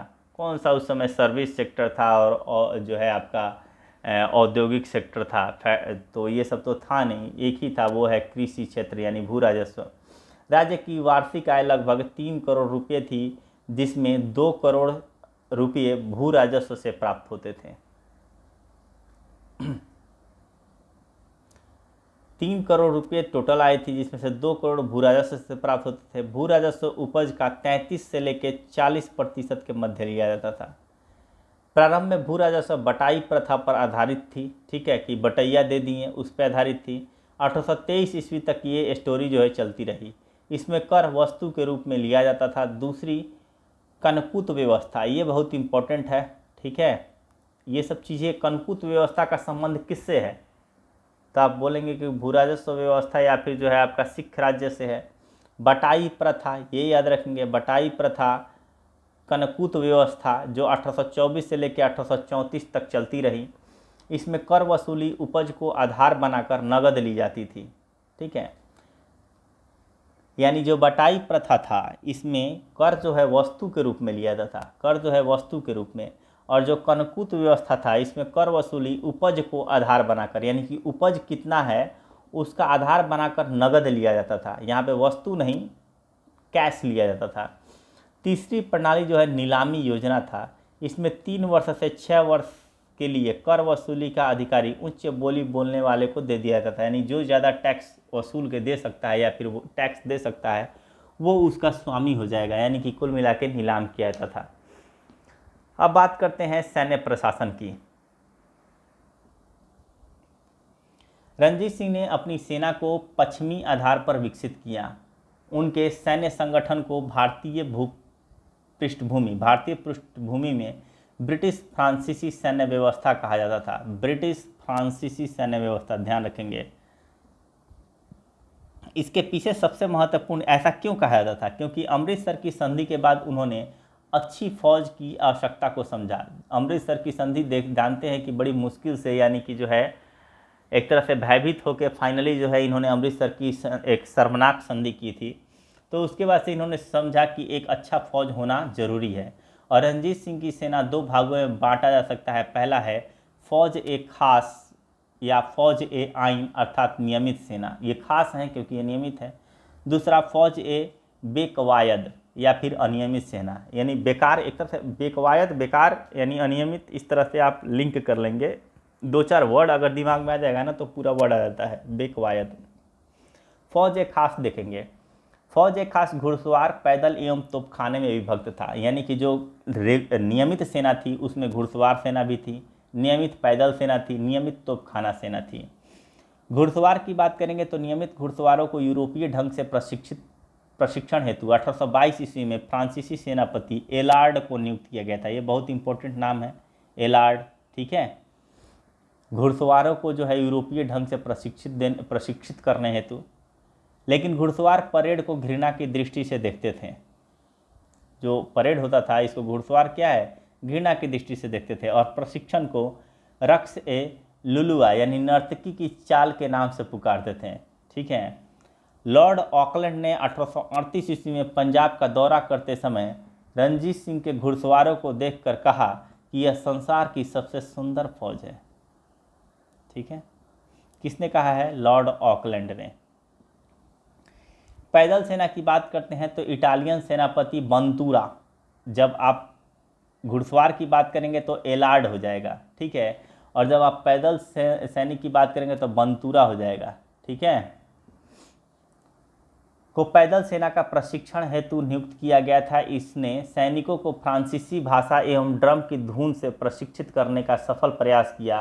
प्रत्येक सैनिकों को निर्धारित ड्रेस पहननी होती थी, लाल कमीज दिया जाता था और नीला पजामा, और चमड़े की जो है काले चमड़े की पेटियाँ दी जाती थी। ये तीन चीज़, लाल कमीज, नीला पजामा और काले चमड़े की पेटियाँ। तोपखाने की बात करते हैं तो तोपखाने के समुचित विकास हेतु 1810 ईस्वी में दरोगा एक तोपखाना नियुक्त किया गया। रणजीत सिंह का तोपखाना 4 भागों में विभक्त था। तोपखाना ए पीली, तोपखाना ए अस्पी, तोपखाना ए जम्बूरक, तोपखाना ए गवी। कुछ विद्वानों के अनुसार इनके पास 122 बड़ी तोपें और 190 मध्य स्तरीय तोपें थीं। तोपखाने को प्रारंभ में फ्रांसीसी जनरल कोर्ट, शुरू में कौन, तो फ्रांसीसी जनरल कोर्ट एवं बाद में कर्नल गार्डनर ने संगठित किया था तोपखाने को।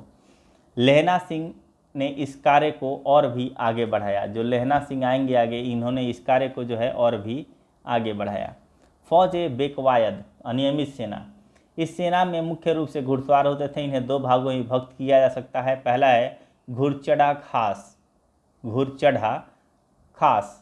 घुड़चढ़ों को अपने घोड़े तथा अस्त्र लाने होते थे। ये जो है, जो खास वाले थे, ये अपने लेके आते थे। ठीक है, अपने पास इनके पास होता था। इन्हें राज्य की ओर से सिर्फ वेतन दिया जाता था। और दूसरा था मिसलदार। ये वे सरदार थे जिनका राज्य रणजीत सिंह ने हस्तगत कर लिया था। यानी कि रणजीत सिंह ने इनके राज्य को अपने अधीन कर लिया था, किंतु उन्हें उनके अनुयायियों सहित सेना में सम्मिलित कर लिया गया था। यानी कि उन सरदारों को भी अपनी सेना में ले लिए थे और उन सरदारों के जो अनुयायी थे उनको भी अपनी सेना में सम्मिलित कर लिया गया था। इन्हें पहले जागीर दी गई, ठीक है, बाद में नगद वेतन दिया जाने लगा। अब बात करते हैं न्याय प्रशासन की। न्याय प्रशासन में देखेंगे कि इस समय लिखित संविधान या कानून का अभाव दिखाई पड़ता है। यानी कि आज की डेट में जैसे हमारा संविधान जो है लिखित संविधान है, उस समय संविधान लिखित या कानून जो है वो लिखित नहीं होता था। ठीक है, उसका अभाव दिखाई पड़ता है यहाँ पे। रणजीत सिंह ने धर्मनिरपेक्ष न्याय व्यवस्था की स्थापना की। यानी इनका न्याय व्यवस्था जो है वो धर्मनिरपेक्ष यानी किसी विशेष धर्म से संबंधित नहीं था। जैसा कि मुगलों का जो है वो अपना जो है मुस्लिम के प्रति जो है वो मुस्लिम से संबंधित था, लेकिन यहाँ पे इनका जो न्याय प्रशासन था ये धर्मनिरपेक्ष था, जिसके अंतर्गत प्रत्येक जाति के लोगों को अपनी परंपरा के अनुसार न्याय प्राप्त करने का अधिकार था। ग्रामों के विवादों का निपटारा पंचायतों द्वारा किया जाता था। यानी कि गांव में अगर कोई विवाद हो जाता था तो 5 लोग जो पंचायत जो होते हैं, ठीक है, पंचायतों के द्वारा जो है इसका निपटारा हो जाता था। सूबे में सबसे उच्च न्यायालय नाजिम का होता था। सूबे में जो उच्च न्यायालय होता था उसके जो हेड होते थे उसको नाजिम कहा जाता था। यह अपीलीय न्यायालय था जो कारदार के फैसले की अपील सुनता था। राजधानी लाहौर में अदालत उल आला था। जो लाहौर था यहाँ पे अदालत उल आला था। इसमें उच्च न्यायाधिकारी निर्णय दिया करते थे। अदालत उल आला की अपील महाराजा के दरबार में की जा सकती थी। यानी यहाँ से जो फाइनल जाएगा वो है महाराजा के पास। अधिकतर दंड आर्थिक होते थे, अंग भंग एवं मृत्यु दंड भी दिया जाता था। मृत्यु दंड केवल राजा दे सकता था, ये ध्यान रखिएगा। मृत्यु दंड जैसे आज के डेट में सुप्रीम कोर्ट या फिर जो है सुप्रीम कोर्ट या फिर जो है आपका हाई कोर्ट मृत्यु दंड की बात करता है। अगर सिविल न्यायालय दे देता है तो फिर उसको जो है हाई कोर्ट अपने पास ले आके उसकी पुष्टि करता है। तो वैसे ही उस समय राजा जो है वही अकेला जो था जो मृत्यु दंड दे सकता था। प्रसिद्ध फ्रांसीसी पर्यटक विक्टर जैकमा, ठीक है, विक्टर जैकमा जो है ने रणजीत सिंह की तुलना नेपोलियन बोनापार्ट से की है। किसने? जैकमा ने। ये बहुत इंपॉर्टेंट है। जैकमा जो है एक तरह जाकमा दिया हुआ है, जैकमा जो आप अभी एक ये नाम सुना हुआ लगता है आपका। जैकमा जो आपके चाइनीज़ कंपनी के हेड भी हैं एक। तो जैकमा से याद रखिएगा नेपोलियन बोनापार्ट से इन्होंने किया है रणजीत सिंह की तुलना। रणजीत सिंह के बाद पंजाब में क्या स्थिति आई इनकी मृत्यु के बाद, इसको हम देखते हैं। रणजीत सिंह की मृत्यु के बाद पंजाब में राजनीतिक अस्थिरता आ गई। इनका उत्तराधिकारी इनका पुत्र जो है खड़क सिंह बना। खड़क सिंह के प्रशासन में इसके वजीर ध्यान सिंह का प्रमुख हाथ था। किसका? तो ध्यान सिंह का जो है वो प्रमुख हाथ था। 1840 ईस्वी में खड़क सिंह की मृत्यु हो गई और उसी वर्ष एक और पुत्र नौनिहाल सिंह, यानी पुत्रों में जो सबसे योग्य पुत्र था, ठीक है, उसकी भी मृत्यु हो गई। ठीक है, नौनिहाल सिंह की भी मृत्यु हो गई। इसके बाद खड़क सिंह की विधवा चांदकौर और रणजीत सिंह के पुत्र शेर सिंह में संघर्ष हुआ। यानी कि जैसे ही रणजीत सिंह की मृत्यु हो जाती है तो इनके पुत्र जो है खड़क सिंह ये उत्तराधिकारी बनते हैं। ठीक है, और खड़क सिंह की मृत्यु 40 में हो जाती है, यानी एक ही साल के अंतर्गत हो जाती है। और उसी वर्ष जो है एक और पुत्र जो नौनिहाल सिंह होते हैं इनकी भी मृत्यु हो जाती है। तो ध्यान रखिएगा, दो पुत्र की मृत्यु हो गई, एक खड़क सिंह एक नौनिहाल सिंह। अब यहाँ पे खड़क सिंह की जो विधवा थी वो है चांदकौर और रणजीत सिंह का एक और पुत्र है जिसका नाम है शेर सिंह। इन दोनों के बीच जो है संघर्ष हो गया, यानी कि देखा जाए तो भौजाई और देवर में जो है एक तरह से युद्ध हो जाएगा। खालसा सेना के सहयोग से चांदकौर का वध कर दिया गया। खालसा सेना ने सहयोग दिया और चांदकौर का वध कर दिया गया, यानी कि भौजाई की भाभी की जो है डेथ हो गई, शेर सिंह की भाभी की। इसके बाद 1840 ईस्वी में शेर सिंह राजा बना। चांदकौर के समर्थक अजीत सिंह ने 1843 ईस्वी में शेर सिंह की हत्या कर दी। ठीक है, यानी अजीत सिंह किसके जो है सपोर्टर थे, तो वो चांदकौर के। और फाइनली 1843 ईस्वी में जो है शेर सिंह की हत्या कर दी जाती है और इस प्रकार रानी जिंदल की संरक्षिता में दिलीप सिंह 1843 ईस्वी में जो है राजा बनते हैं। किसके संरक्षिता में? रानी जिंदल की संरक्षिता में। इस समय खालसा सेना काफ़ी शक्तिशाली हो गई थी, इस कारण लाहौर दरबार उससे डरने लगा। अतः सेना को नियंत्रित करना जिंदल व लाल सिंह का लक्ष्य हो गया और यह सोचकर कि क्षेत्र विस्तार हो जाने पर ये लोग राजनीति में दखल छोड़ देंगे और यदि ऐसा न हुआ तो ये कमज़ोर हो जाएंगे, सिख सेना को अंग्रेज़ों के विरुद्ध युद्ध में झोंक दिया गया। जैसे ही देखा कि सिख सेना कुछ ज़्यादा मजबूत हो गई है, ठीक है, तो जानबूझ के जिंदल ने क्या किया, रानी जिंदल, ठीक है, रानी जिंदल और लाल सिंह का लक्ष्य था कि इसको कैसे भी ये जो सेना जो मजबूत हुई है इस अपनी ही सेना को कैसे भी है कमज़ोर किया जाए, नहीं तो ये राजनीति में दखल देना दखल जो दे रही है राजनीति में, ये दखल देना छोड़ देगी अगर ये कमज़ोर हो जाएगी तो। और इस वजह से अंग्रेज़ों के साथ युद्ध में झोंक दिया गया जानबूझकर। और प्रथम आंग्ल सिख युद्ध हुआ 1845 ईस्वी से लेकर 1846। प्रथम आंग्ल सिख युद्ध महारानी जिंदल की महत्वाकांक्षा का परिणाम था, क्योंकि महारानी जिंदल चाहती ही थी कि युद्ध में अगर सैनिक कुछ मर जाते हैं तो सैन्य शक्ति जो है कमज़ोर हो जाएगी, जिससे सैन्य शक्ति जो राजनीति में दखल दे रही है वो राजनीति में दखल नहीं देगी। और इस वजह से महत्वाकांक्षा का परिणाम था मेजर ब्रॉडफुट ने सिख सेना के लाल सिंह व तेजा सिंह को अंग्रेज़ों के प्रति उकसाया। सिख सेना के लाल सिंह और तेजा सिंह को अंग्रेज़ों के प्रति उकसाया मेजर ब्रॉडफुट ने। खालसा ने सिख सेना को आक्रमण की अनुमति दे दी। इस प्रकार अंग्रेज़ों और सिख सेना के बीच लगातार 4 लड़ाइयाँ हुई। ये लड़ाइयाँ हैं मुद की, यानी कि 18 सितंबर 1845 ईस्वी को युद्ध हुआ। ठीक है, 18 सितंबर 1845 ईस्वी को। दूसरा होता है फिरोज शाह में, ठीक है, और ये 21 दिसंबर 1845 ईस्वी को होता है। फिर बद्दोवाल और आलीवाल में होता है और ये 28 जनवरी 1846 ईस्वी को। ऐसी हुई जो निर्णायक नहीं, ये चारों युद्ध में से कोई भी निर्णायक नहीं हुई, केवल पांचवी सबराओं की लड़ाई, सबराओं की जो लड़ाई हुई 10 फरवरी 1846, ये निर्णायक सिद्ध हुई। इस युद्ध में सिखों की पराजय का मुख्य कारण जो था वो लाल सिंह एवं तेजा सिंह का विश्वासघात था। ये दोनों, लाल सिंह और तेजा सिंह ने क्या किया, विश्वासघात किया। इस वजह से सिखों की पराजय हुई, सिखों की पूर्णतः हार हुई। अंग्रेजी सेना ने लाहौर पर 20 फरवरी 1846 ईस्वी को अधिकार कर लिया और 9 मार्च 1846 ईस्वी को सिखों को लाहौर की संधि पर हस्ताक्षर करने के लिए बाध्य किया गया। ठीक है, और फिर लाहौर की संधि 9 मार्च 1846 ईस्वी को होती है।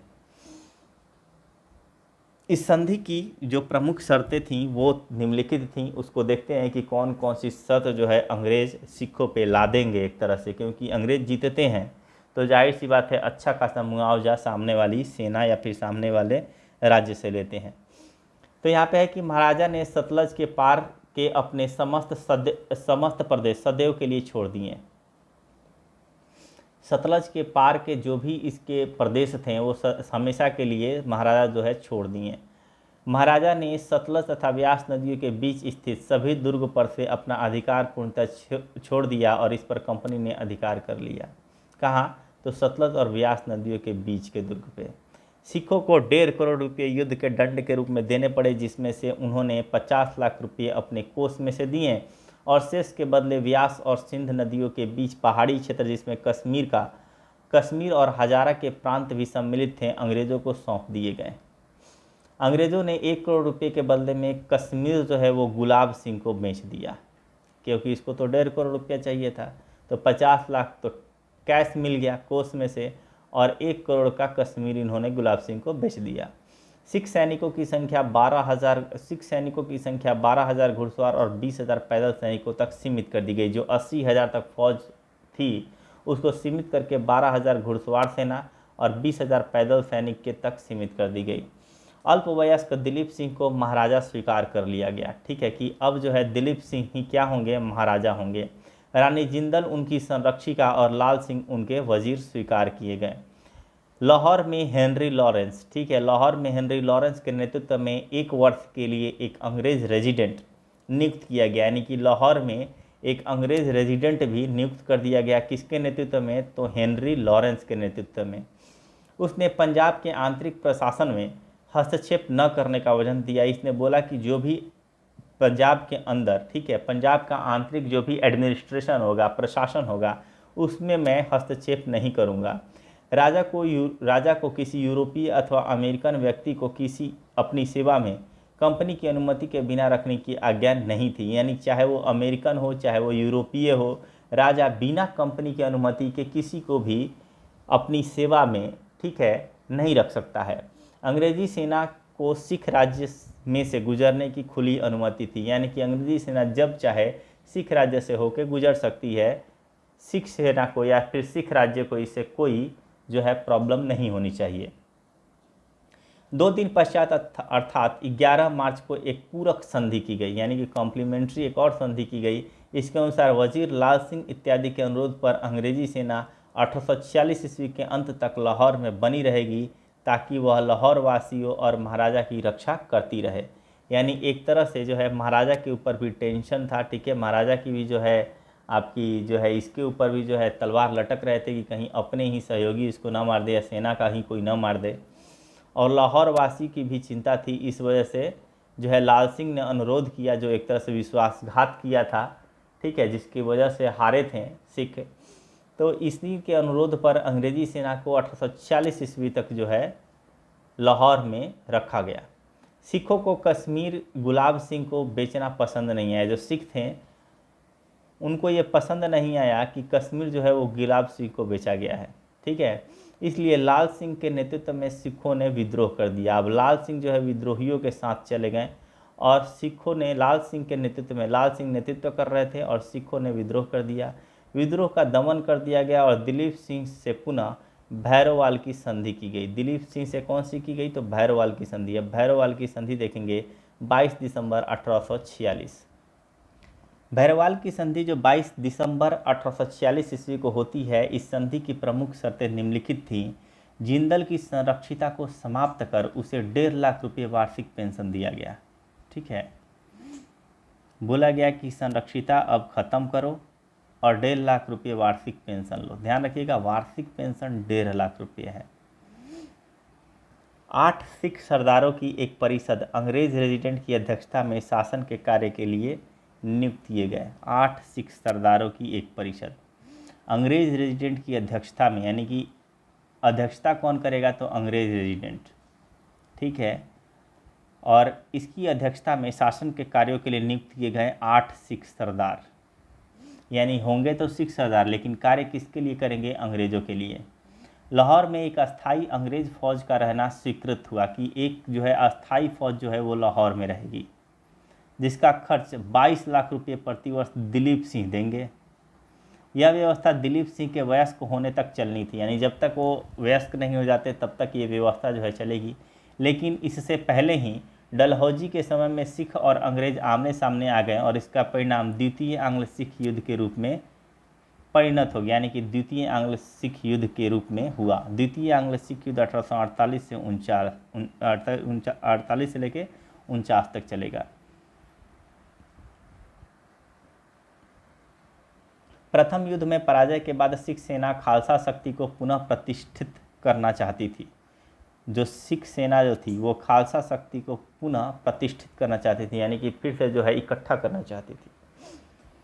सिख डलहौजी की साम्राज्यवादी नीति के विरोधी थे। रानी जिंदल के साथ अंग्रेजों ने बहुत बुरा व्यवहार किया था। भैरवाल की संधि के अनुसार मात्र 1.5 लाख रुपये वार्षिक पेंशन दिया जाना था, जिसे घटाकर 48,000 रुपये वार्षिक निश्चित कर दिया गया। ठीक है, यानी कि 4,000 मासिक, बढ़ चौका 48। ठीक है, 4,000 मासिक लो और निश्चिंत रहो। यही नहीं, उनके बहुत सारे आभूषण ले लिए गए और उन पर जासूस बिठाकर शेखपुरा भेज दिया गया। मुल्तान के गवर्नर मूलराज को अंग्रेजों द्वारा अपदस्थ करने के कारण सिखों एवं जनता ने विद्रोह कर दिया। अतः डलहौजी ने बहाना लेकर युद्ध की घोषणा कर दी। इसमें कुल 3 युद्ध हुए।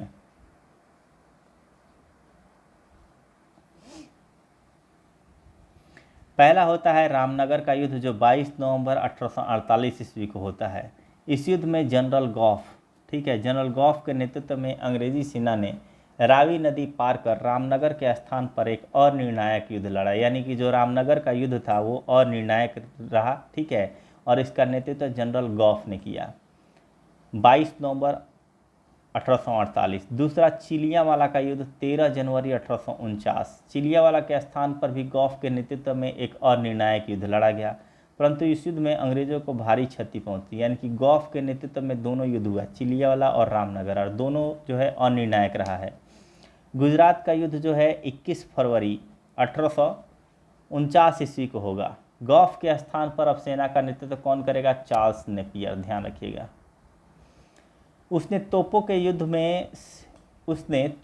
में सिखों को परास्त किया, यानी कि तोप का इस्तेमाल किया और सिखों को परास्त किया और सिख सेना ने आत्मसमर्पण कर दिया। 29 मार्च 1849 ईस्वी को डलहौजी ने सिख राज्य को अंग्रेजी राज्य में मिला लिया। महाराजा दिलीप सिंह को 5 लाख रुपये वार्षिक पेंशन, दिलीप सिंह को 5 लाख रुपये वार्षिक पेंशन दिया गया और उसे शिक्षा प्राप्त करने के लिए इंग्लैंड भेज दिया गया। ठीक है, 5 लाख रुपया लेकर कहाँ जाओ, इंग्लैंड, यानी कि खर्चा कहाँ करोगे, अब इंग्लैंड में ही करोगे। वहाँ उन्होंने ईसाई धर्म ग्रहण कर लिया और कुछ समय तक नारफॉक में एक जमींदार की तरह रहे। बाद में वे पुनः पंजाब लौट आए और अपना धर्म स्वीकार कर लिया, यानी कि फिर से सिख बन गए। दिलीप सिंह से कोहिनूर हीरा लेकर ब्रिटिश राज मुकुट में लगा दिया गया। पंजाब की प्रशासनिक व्यवस्था 3 सदस्यों की एक कमेटी को सौंपी गई थी। हेनरी लॉरेंस को प्रशासनिक व्यवस्था देखनी थी। लॉरेंस क्या देखता था, तो प्रशासनिक एडमिनिस्ट्रेशन देखता था। जॉन लॉरेंस भू राजस्व व्यवस्था, जो लॉरेंस थे, हेनरी लॉरेंस प्रशासनिक व्यवस्था, जॉन लॉरेंस भू राजस्व प्रबंधन तथा चार्ल्स मैसन जो है न्याय विभाग का अध्यक्ष बनाया गया। इस तरह पंजाब राज्य ब्रिटिश साम्राज्य का अंग बन गया। अब मैसूर देखेंगे हम। ठीक है, काफ़ी लंबा वीडियो हो जाएगा, इसलिए इसको 2 भागों में बांट देंगे। अब अगला वीडियो मैसूर जो है हम इसको जो है अगले वीडियो में कर लेंगे। ठीक है।